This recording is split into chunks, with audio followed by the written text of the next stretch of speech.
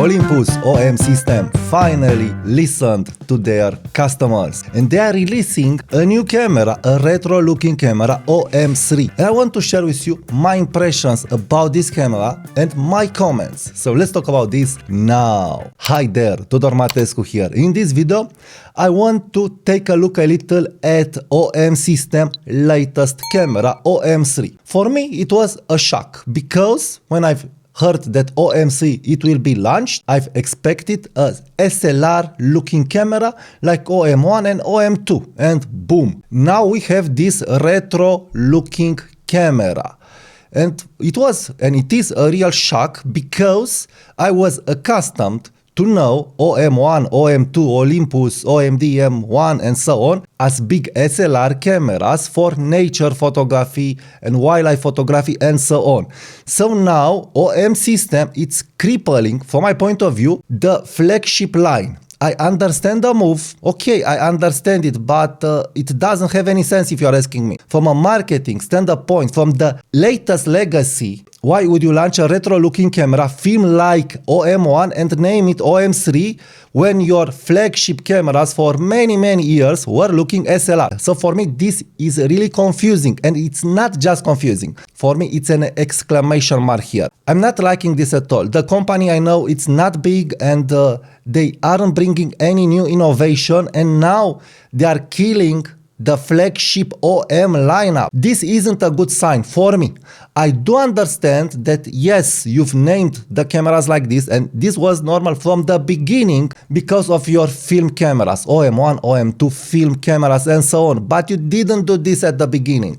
And now you are doing this move without any explanation, if you are asking me. So for me, it is really strange, this movement. Really strange. And I'm not liking it. I am liking the camera, don't get me wrong.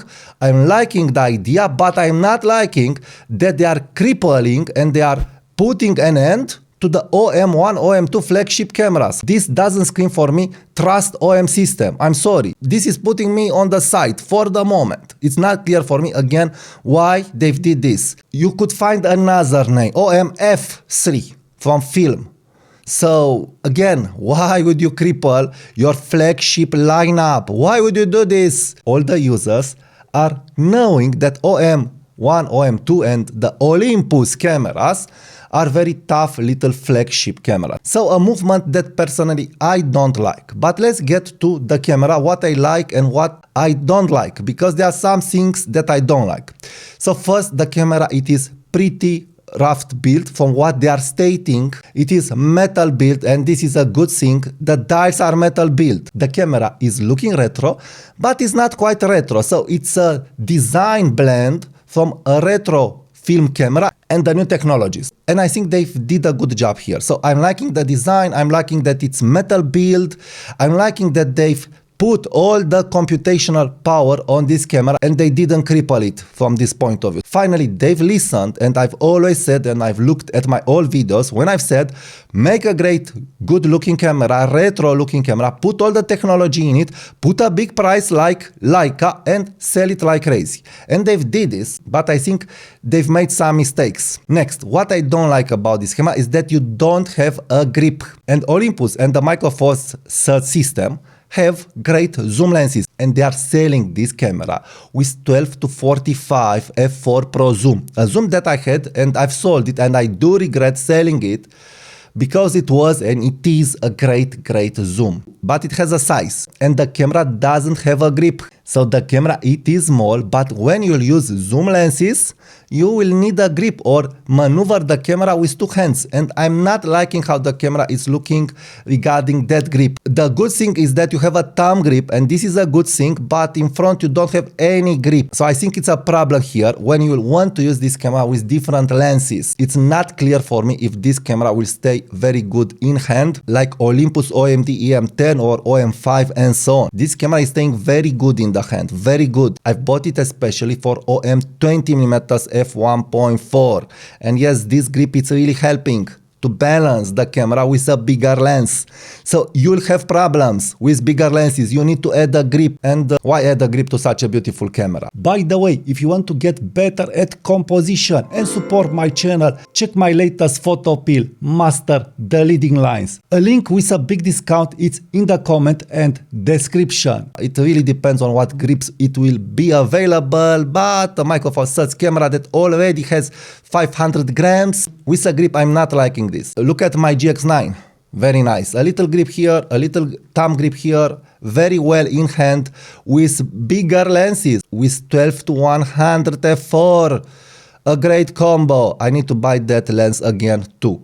So, this is a problem, the grip. The next problem, I feel it's the EVF. So you are making a premium camera, tough build, metal build, okay, all it's wow. Okay, Micro Four Thirds, I'm okay with it, I'm liking the idea.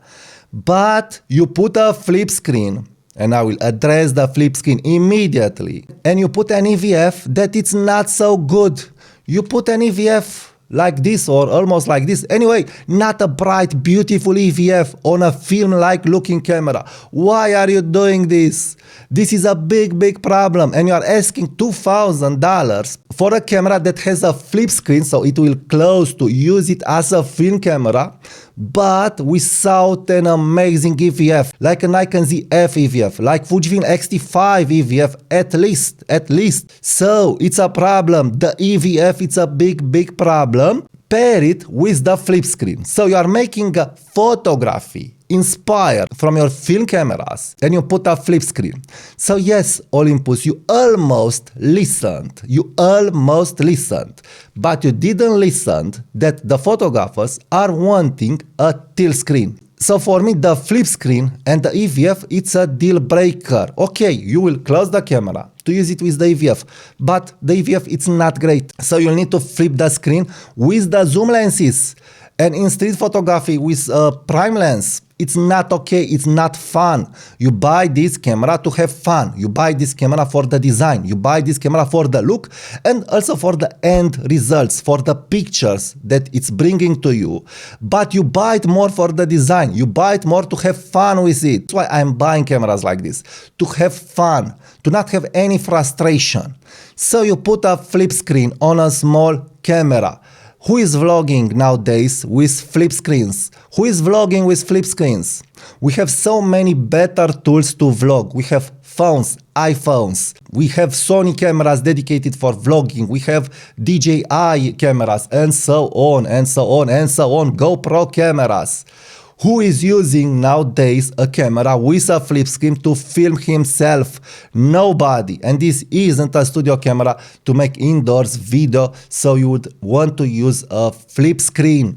So the days when the vloggers were asking for flip screens are over, Olympus, are over. Nobody is asking for flip screens. We have many cameras with flip screens. Your flagship cameras that, yes, I could understand why on a flagship camera you'll put a flip screen, because that flagship camera can also do extraordinary video. So you may use the camera in studio or in other locations. But on a camera like this, an homage to your film camera, why would you put a flip screen and a crippled DVF? Why would you do this? And after this, you are asking $2,000 at least for this camera. So I'm watching this launch as a failure and also a success. So finally, Olympus decided to bring an amazing small metal build camera with all the features that could you want, but they've crippled it regarding the screen and regarding the EVF from my point of view, and also regarding the grip. But let's say I would accept all the problems except the flip screen, and also add to this mix the fact that you must ask yourself what will happen with OM-1 and OM-2 flagship cameras, flagship lineup. What is happening with the flagship lineup? And you are offering 5 years guarantee, and you are killing your flagship lineup, bringing this toy camera, luxury toy camera. Okay, it's fun, it's good, it's nice. It's nice. I'm not saying toy in a bad way. I'm saying in a good way. But let's be serious. You buy this camera for fun, to have your toy, because we are big boys and we are like expensive toys. Okay. So in this sense, not in the sense of Lumix S9. So I would buy more OM-3 than Lumix S9 for sure, because this is a true camera. But there are some big questions here, big questions. Again, why did you kill your flagship lineup with this launch?